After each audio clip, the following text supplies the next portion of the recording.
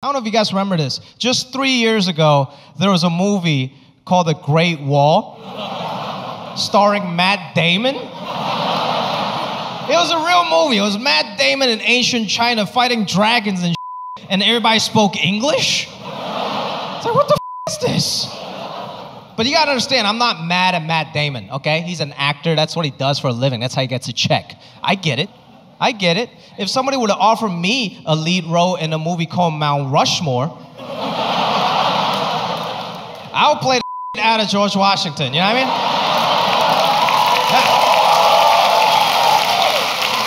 No shame in my game. I'll play George Washington Carver if they let me. That's a black guy, by the way, I don't know. Gotta represent, man. I see a lot of people out here in the streets, they want to come up to me, but they're not really sure. There's a lot of debate amongst their friends. They're like, hey man, are you sure that's him? If we go up there, we gotta be sure, because if we go up there and it's not him, we're gonna look super racist. Are you sure that's not Ken Jeong? I don't know, looks kind of like Ali Wong, I don't know. And they come up to me, it's always like the first thing they say, like, hey man, aren't you that dude Jing Yang from that show Silicon Valley? And I was like, thanks. I'm like, yeah, thank you, I appreciate that. Yeah, I am. And then they're like, oh, I didn't even know you speak English in real life. Like, it's called acting. Like, did you really think Matt Damon was Chinese? Like, what's wrong with you? I don't know what the disconnect is. Like, if a white actor does a British accent, he's a thespian. He wins an Oscar. If I do a Chinese accent, I'm automatically from the old country. Representation matters, man. A lot of Asian people coming up to me, very proud, very nice. They're like, Jimmy, thank you for representing the Asians, man. I'm like, hey, you're welcome. But you do understand it's not really a choice, right? Like when you wake up Asian, you can only represent Asians. I couldn't just wake up one day, I'm representing Nigerians today. I'm very proud to represent Asians, but at the same time, there's so much pressure. Like nobody ever went up to Matt Damon and be like, hey Matt, thanks for representing the whites. Sounds weird, that's like a different conversation for some reason, you know? If somebody came up to me and be like, hey, Jimmy, I'm representing for the whites, I would leave that town immediately and never come back. So much pressure to represent. I gotta be a good Asian everywhere now. I gotta tip everywhere I go. That was one of the major advantages of being Asian, is I can just pretend I don't know how to tip. Y'all know what a Chinese tip is? Chinese tip, it doesn't matter how big your bill is, you tip $2. That's a Chinese tip, man. Now I gotta tip 20% everywhere. I gotta give every Uber driver a 5-star rating just so I can be a good representative. Everywhere I go, I gotta represent. Even day-to-day, even the bedroom, I gotta represent. After I hooked up with this one girl, this is what she said to me. She was like, Jimmy, I don't know how to tell you this, but you're the first Asian guy I've ever been with. I'm like, okay. What do you want, a fortune cookie? Like, what do you want? She acted like she just unlocked a new character on Street Fighter or something. Why do you feel the need to say that? This one girl said this so disrespectful. This is what she said to me after we hooked up. She was like, Jimmy, I'm just glad the stereotype's not true. You don't have a small penis. And I'm like, I understand, you just insulted my entire race of people. But thank you. First of all, thank you for thinking that I did have a small penis and we still had sex. You're the real MVP. You get 2 fortune cookies tonight, miss. Thank you. I love all Asian people, man. Yeah. All Asian people are the best. But why are all old Asian people always stretching in the park?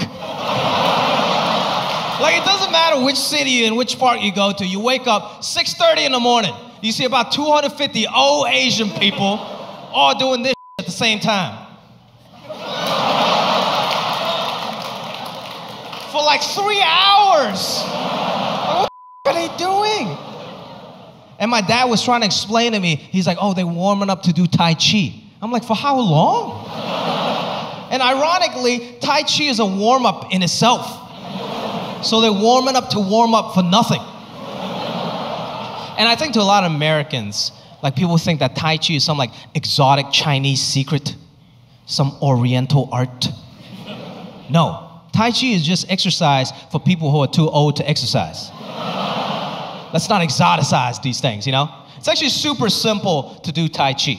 I went to the park, watched those old people for like an hour, and I learned how to do Tai Chi. Very simple. All you gotta do is two things. All you gotta do to do Tai Chi is pretend you're wiping down a window and getting a job at the same time. You guys seem skeptical. Allow me to demonstrate. Very simple. All you gotta do, you get in your little stands, right? Okay? And then you wipe down a window, and now you get a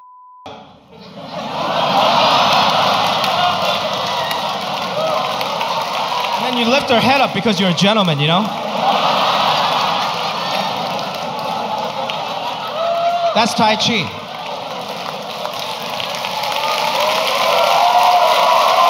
Hey, thank you. Let's not exoticize these Asian things. They're just old people reminiscing about the days when they got s***ed off. That's it. You got to take advantages of all these like Asian stereotypes. You know, if people's gonna exoticize us, that's fine. Whenever somebody asks me to do something I don't want to do, I just make up a fake Chinese holiday now. It's like, hey Jimmy, can you help me move next Monday? I'm like, Monday? That's the Dragon Boat Lychee Boba Festival, dog. I can't just help you move. My grandfather died for that. You understand? And if people's gonna assume that I don't speak English, that's fine. That's what I do now when I get pulled over by the cops. I just pretend I don't speak English. Haven't gotten a ticket in 5 years. Last time I got pulled over, the cop was knocking on my window. He's like, sir, you do understand you can't make a right turn here. It says right there in the sign you can't make a right turn. So I just looked up at him. I was like, oh. I don't know. I'm sorry, but the English is not very good, so I cannot read the sign. And he was really confused. He just looked back down at me. He was like, sir, the sign is not in English. It's a diagram, so I don't understand how that's a language barrier. So I just looked up at him. I was like, oh. I don't know. But do you know today is the Dragon Ball Lychee Bowl? Like I'm like quasi-famous now. Nothing's really changed. I might get a free appetizer at select PF Chang's. That's about it. Nothing's really changed. I was still using Tinder up until like a year ago. This is a true story. But now I realize I got a whole new set of issues on Tinder. Like now when I do match with a girl, she doesn't believe that it's me. Like, that's not you. You're not that guy from this thing and that thing. I'm like, who the fuck is using me as a fake profile? You gotta dig real deep to use me, man. I feel like there's so many better choices out there. One time my agent told me that I had a good look. And I'm like, thanks, dude, I appreciate that. But then it took me years to realize that having a good look is totally different than being good looking. I still don't know what the fuck it means. And look, I'm not being self-deprecating, okay? That's Hollywood talk. I don't listen to that shit. I understand that in real life, I'm like super good looking. If you're into anime.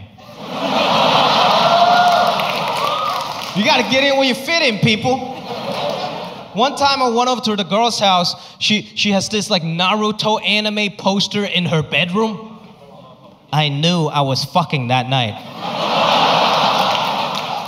You gotta know your demo, people. Asian people, we don't need Tinder anymore. We just go to BTS concerts. That's how we do that parking lot pimping. I've been dating a lot of tall girls lately because it makes me look successful. No. I think tall women are beautiful, but some of them like to wear heels. That's just disrespect. I'm like, you're already 5 inches taller than me. Why the fuck are you wearing heels? And she's like, it makes my ass look better. I'm like, your ass is at my eye level right now. Neither of us look good, okay? I look like a child, and you look like a child molester.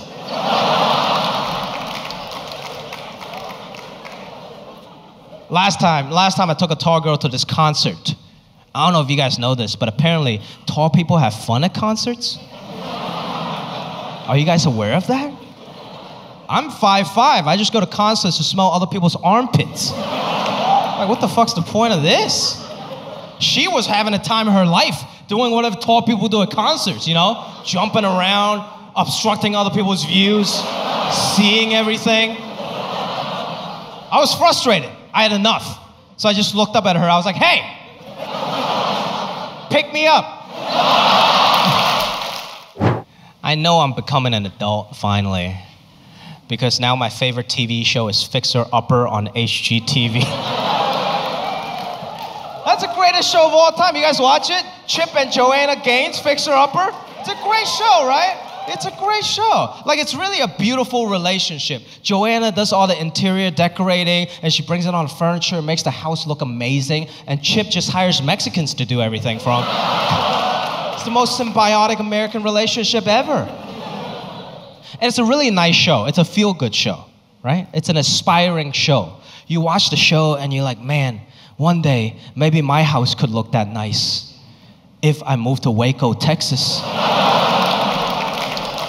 If I just give up on my life and move to Waco, Texas, maybe I can have a new open concept kitchen.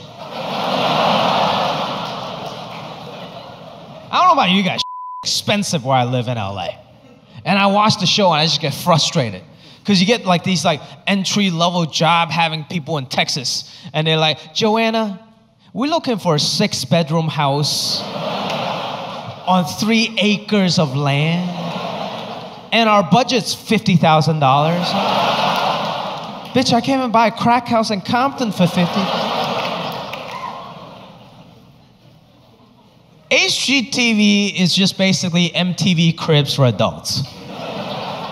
Because when you're 15, you're crazy at dreams, you know? You watch MTV Cribs and you're like, oh man, one day I hope I can have a Lamborghini. One day I hope I can have a fridge with only Gatorades. And now you're like 35, your dreams just get a little more realistic. You're watching HGTV and you're just like, oh man, one day I wish I could just fix this roof.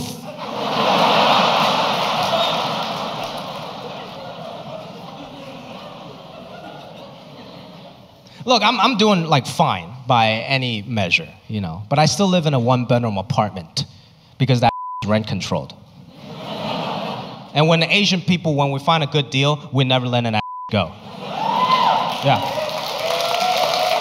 That apartment is about to be generational. It's gonna get passed down to my nephew, his kids, and all that. It's mine now, basically. I don't want to buy a house. I live by myself. And I'm scared of ghosts. I've seen enough movies to know that ghosts only haunt houses. Not 1-bedroom apartments. Yeah. I've seen enough Hollywood movies to know that ghosts only haunt rich people's houses in the suburbs, preferably with a newborn baby. Because they got way too much to lose. High stakes. I live by myself. I ain't got nothing to lose. A ghost come haunt me, I just move. Worst come to worst, I lose my security deposit, you know? What's a ghost gonna do? He's gonna follow me from unit to unit, start knocking on my life fixtures. And I'm like, hey, dog, go ahead. It's not even mine. Wrong, we both get evicted, okay? Like, you don't want to be a homeless ghost. And if you really think about it, what kind of loser ghost haunts an apartment? That means that ghost probably died in that apartment. He didn't even die a homeowner. I ain't got no respect for that. He comes home, I just start talking to him like, hey, dog, what was your credit score when you died, though? Like, for real. I was born in Hong Kong. Any Hong Kong people? A couple of us? Awesome, man. For you guys that haven't been following the news, Hong Kong is a part of Japan. I'm joking, obviously. But I said the same in Kansas City, and people were like, really? Wow, we learned something new today, Bill.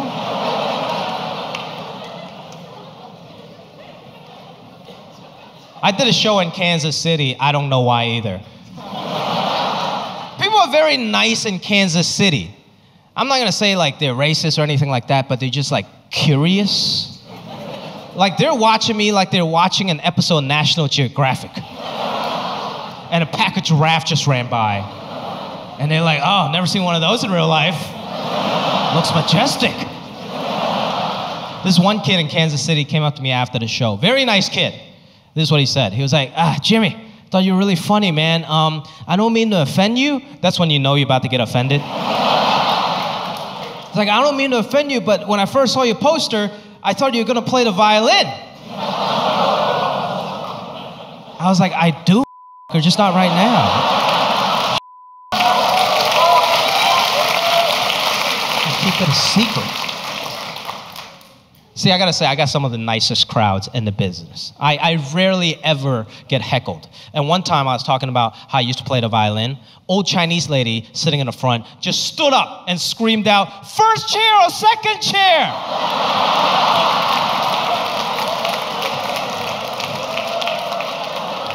And I was like, thanks, ma'am. Fifth chair, actually, fifth chair. It wasn't very good. It wasn't good. It wasn't good.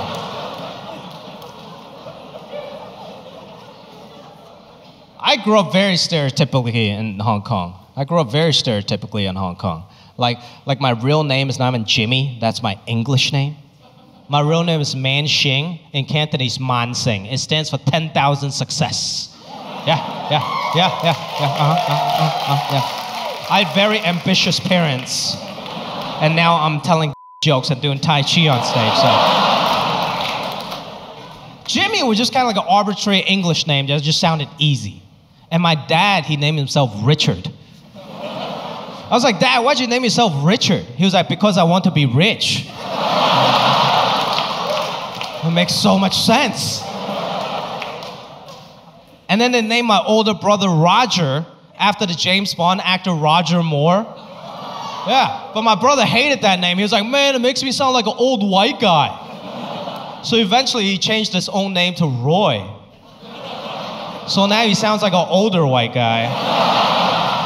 And now his full name is Roy Roger, which is the oldest white guy to ever white. I grew up very stereotypically, man. I didn't play basketball, football. I grew up playing ping pong. Competitively. That was a serious national sport back home, man. You know, I didn't go to any like fun summer camp, space camp. My dad sent me to a ping pong training camp in Guangzhou, China. I almost died. It was 100 kids competing for one spot on the national team. It was basically Fortnite with ping pong paddles. We took that seriously though. My dad would take me to every practice, every tournament game, and he always tried to give me a pep talk before every game. But you know, Asian parents, they're way too honest. So every pep talk just turned into an insult. Like he would come up to me and be like, Jimmy, you're going to play well, okay? Even though you're slow, even though you're weak, and you suck. And then he would just walk away.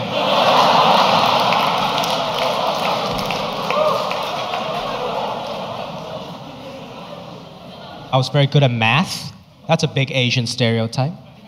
I think there's some truth to that. Not because of some weird genetic thing, just because our parents care so much more about mathematics and academics, right? You guys seen it?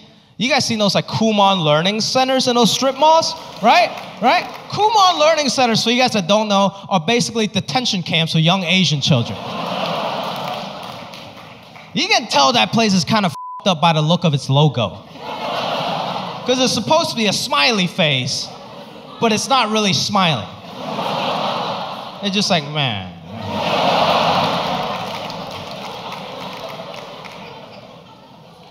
My parents were way too cheap to send me to Kumon. They got a different strategy. They never let me use a calculator until I turned 15, so I can work on my brain function. That's an old school Chinese strategy. You know, so when I turned 15, it was a very special occasion. It was basically my quinceañera. My dad just gave me a TI 83 plus. And he looked me in the eyes, and he was like, "You're a woman now, okay?" But when you're a kid, when your parents tell you can't do something, what do? You rebel, right? So when I was 14 years old, I stole my brother's calculator. I stole Roy Rogers' calculator. And I locked myself in my room, and I started rebelling. I started doing math homework. Other kids were like around with like alcohol and drugs. I was up some problems, you know? Locked myself in a room. I was just punching in numbers. I was like, oh man, this feels great, you know? It's so wrong. It's awesome. My dad was pissed. He was knocking the other side of the door. He doesn't like locked doors in the house. And he was screaming. He was like, Jimmy, what are you doing inside? Come out right now. I know you're using a calculator. Come out right now. I was so scared. I didn't know what to do. And he unlocked the door and he came in. I went into full panic mode. So I just threw away the calculator and I pulled down my pants. I was like, Dad, I was just jerking off. And he came in, and he looked at me, and then he looked at the math homework.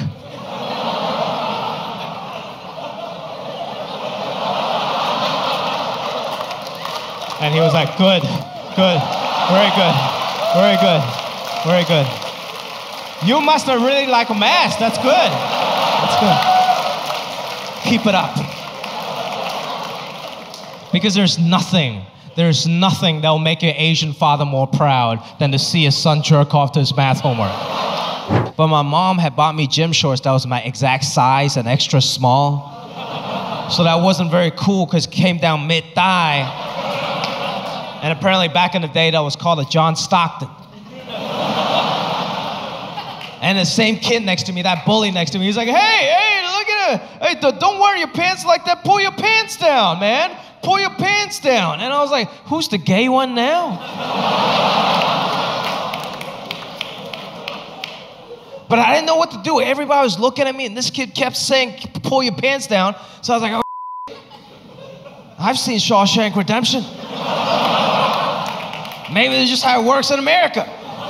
So I start pulling down my shorts all the way down to my knees, all the way down to my ankle. And that same kid, the bully next to me, is like, hey, what are you doing? Don't pull them down all the way. That's gay. And I'm like, what is not gay in this country? And apparently this other kid next to me is like, hey, don't pull them down all the way. Just sag them a little bit. Just sag your pants. And I didn't know what sagging your pants meant. Apparently that's a cool hip-hop thing, to pull your pants down halfway down your butt. So you show everybody your and apparently that's the only not gay way to wear your pants in America. I had no idea. All these weird American things I wasn't used to. Eventually I learned how to speak English by watching a lot of TV, mainly BET Rap City. Because that was my I want to be cool, and nothing cooler than BET Rap City, right? Every music video was a slice of somebody's American dream. The first music video I saw was Jay-Z's Big Pimpin'. You guys remember that?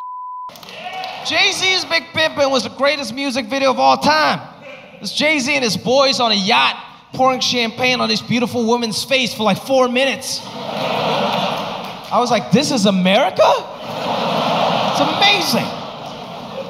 That's all I wanted to do. Like before I even wanted to get into stand-up, that's all I wanted to do. I want to be a rapper. I want to be like Jay-Z and Big Pimpin'.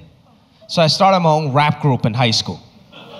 It's a true story. It was me, my black friend Julian, and my other friend Yuji, who was half black and half Japanese.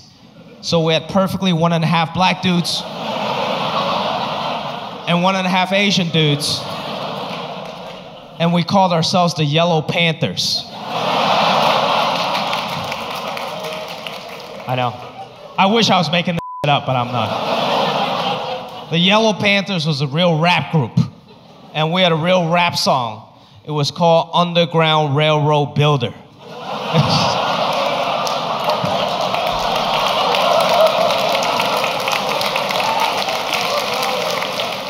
I was confused. Eventually, I became a good Asian American, and I went to school to get an economics degree because that was the easiest degree that can still appease my Asian parents. But then after I graduated, I didn't want to do like econ or finance. So I went up to my dad. I was like, Dad, I don't want to do any of this. I want to go try and do stand-up. And he was like, what's a stand-up? You mean like a talk show? I was like, yeah, sure, talk show, whatever you want to call it, okay? But I want to go pursue my dreams. And he was like, no. Pursuing your dreams, how you become homeless. I was like, no, Dad, things are different now. We're in America, okay? In America, we're supposed to do what we love. He was like, no. Everyone does what they hate for money and use the money to do what they love. See, I'm like first generation, but my parents, they're like -9 generation because they're so freaking Chinese. Like, it's really hard for me to watch TV with my dad because he's trying to make me explain everything to him. And first of all Asian people, they don't watch TV, they judge the TV. This is like, I'm just sitting next to my dad on the couch, and he's wearing his like old Asian man costume, which is just a wife beater and tidy whities. He's just sitting there, arms folded, judging the TV like.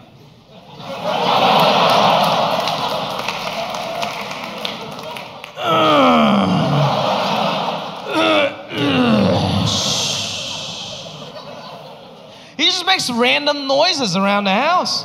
Now whenever he sneezes, it's never just a sneeze. It's like a whole tsunami of sound waves that comes after. It's just like, oh, chill, oh, hey, oh. I'm like, what the fuck, Dad just have an orgasm? What was that? And he doesn't understand what I'm saying half the time. He's like, oh, there's an orgasm. Okay, the organ.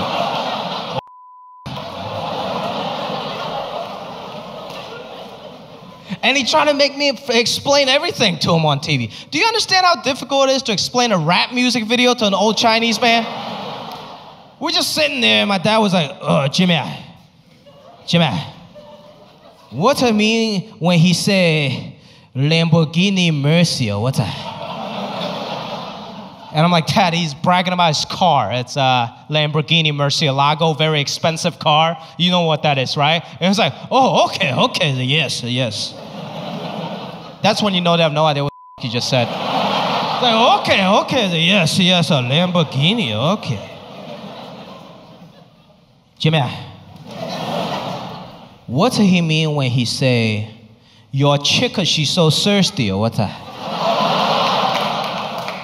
And I was like, Dad, he's making fun of somebody's girlfriend, okay? Saying like she likes attention from other guys and she likes to do stuff with them. You know, like and such. And he's like, oh, okay, yes. So, okay. Jimmy, I'm thirsty too, okay? So I was like, oh, God, no. Got lost in translation. It's disgusting.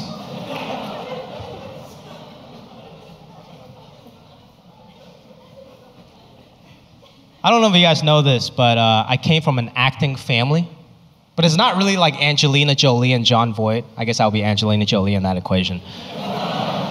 My dad is also an actor, but he started acting after I did. Because he was like, it's so easy, you can do it, I can. Okay. I'm like, Dad, fine. If you think my life's so easy, why don't you go to some open call auditions and you understand how hard it is, how much rejection I face every day at my job. He was like, okay. And he went to all these auditions and he started booking everything. It's a true story. He got on this show in China, in mainland China, called Little Daddy, Xiao Baba. 500 million people watched that show. It's like the Big Bang Theory of China, and Richard blew up. And he was like, this isn't easy, I don't know. Look, there's nothing wrong with Whole Foods. Matter of fact, it's too nice. And Asian people, we don't like to pay for atmosphere. Have you guys been to a Chinese grocery store? It's a f***ing zoo. You walk in there, there's just a frog jumping from one aisle to the other. There's a piece of fish still flopping around the floor. Half the place is an aquarium. I don't even know why you ever pay for your kids to go to SeaWorld when you just take them to the Ranch 99 for free. That's a good deal. That's a great deal. Asian people, we don't buy organic shit. We don't believe in organic labeling. We better still see it swimming or still walking. That's organic to us. That's the only way we know. All my friends in LA, all my hipster friends, they're like, Jimmy, you gotta eat organic, man. Those regular stuff you eat, they have growth hormones in them. It's gonna kill you. I'm like, really? Growth hormones? Wait a minute, you trying to tell me I've been eating growth hormones all my life and I'm still 5'5" and I shop at Gap Kids? Get the fuck out of here. I'll pay extra for growth hormones. Get me to the GMO only section, you know? All this organic stuff in America is getting out of control. It's not just organic food. You got like organic bed sheets, organic hand soap. I don't know about you guys, but growing up in my very Chinese family, hand soap wasn't even a thing. Hand soap used to be that piece of leftover soap that my dad's been washing his for 2 months. And he just puts it on the soap counter, you walk by, you rub your 2 fingers on it for good luck. That was hand soap. Nobody got sick, it was fine. Once in a while you got a piece of pube, so what? You deal with it. Now hand soap's so fancy, it's got its own aisle at the grocery stores. Because it's not about washing your hands anymore, it's a status symbol. We go to our friend's house and judge how well they're doing by what kind of hand soap they got.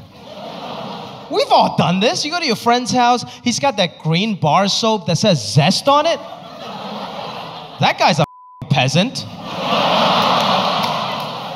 Don't associate yourself with that kind of animal. He's gonna ask you for money, you know what I mean? And then next level up, you got like the $2 bottle of soft soap with the fish or the watermelon on it, you know? I like that family. That's the backbone of America. It's the middle class Honda Civics of soaps. Hardworking American family, man. I appreciate that. And then next level up, you got a soap that's so fancy, it doesn't even dispense soap. It dispenses foam. Which is just soap filled with air for an extra $6 a bottle. Because as an American society, we decided we're way too good to rub our own 2 hands together to create our own foam and rather outsource that foaming action to some poor Chinese kid in Guangzhou, China to pre-foam it for us. Make America foam again, people, okay?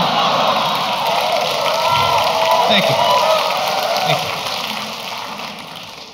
My mom eventually caved in and she bought the $2 bottle of soft soap with the fish on it.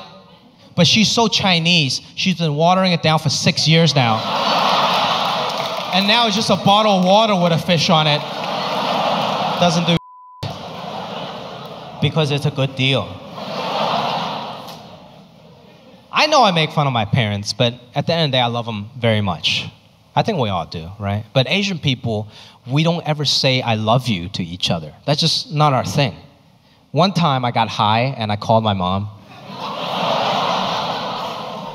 I was like, Mom, I just want to tell you, Mom, I love you.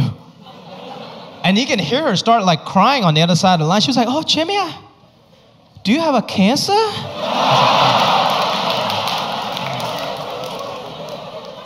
Like about 10 years ago, I went on a college trip to Tijuana, Mexico. Because that's just what a good American college student would do. And the thing is, walking into Mexico from the US, they don't check anything. There's just a big revolving door. You walk right in. They don't even check your ID. It's easier to get into Mexico than a Costco. You just walk in. And that's it. But coming back was a totally different story. Coming back from Mexico to the US, there's no more revolving doors. Now it's a concrete windowless tunnel with guards with M16 machine guns. And I was super nervous being an immigrant and all. And my college buddy Ian next to me, he was like, Jimmy, don't worry, man. Just tell them you're American. They let you right through. I'm like, easy for you to say, Ian. Ian walks up, he gets through, no problem. I walk up, the first thing they ask me, they're like, sir, are you an American citizen? I was like, yes. But I forgot one very minor detail, that I wasn't. I was still an immigrant on a green card, and I wasn't a full-on citizen yet. Next thing you know, I was detained in this 10 by 10 box, and they started interrogating me. They're like, sir, why did you lie about your American citizenship? I was like, I'm so sorry. I'm drunk and I really wasn't trying to lie. My friend in front of me told me to tell you I was American, so that's just what I did. It was a knee-jerk reaction. He was like, well, was he American? I was like, well, his name is Ian, so probably. And then the officer was like, sir, you do understand this is a very serious offense. We could deport you for this. I was like, deport me? I didn't even know that was an option. What was I gonna do back in Hong Kong? Restart my ping pong career?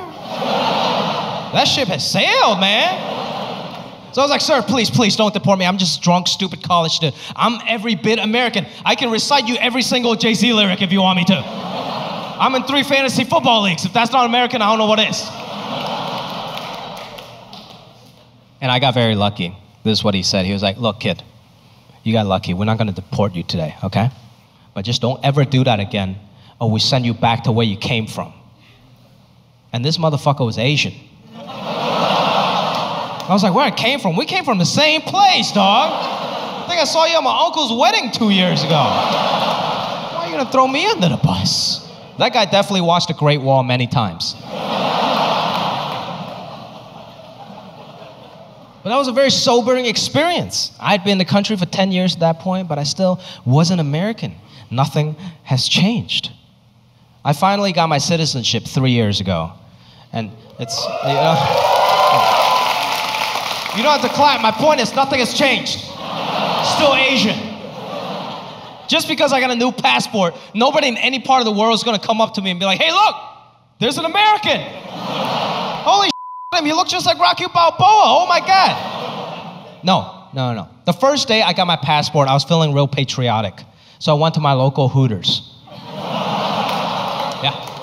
I was drinking a Coors Light. I was watching a World Cup. It was USA versus Mexico. And I was like, man, I'm cheering for Team USA. I'm American, finally. And this old Mexican dude came up to me. He couldn't really speak English. And this is what he said. He was like, amigo, Mexico, Korea, tomorrow, huh? And I'm like, what the fuck are you talking about? What are you trying to start World War III or something? I'm not even Korean. He managed to insult me with the only 3 English words he knew. So I really felt the need to explain myself. I was like, sir, I'm not Korean, I'm Chinese. And he looked back to his friends, he was like, oh, pinche chinito, huh? And I'm like, sir, you do know that I can understand what that means, okay? I have Mexican friends back home just like you. He was like, no, I'm not Mexican. I'm El Salvador. And I'm like, oh, great, now I'm the racist.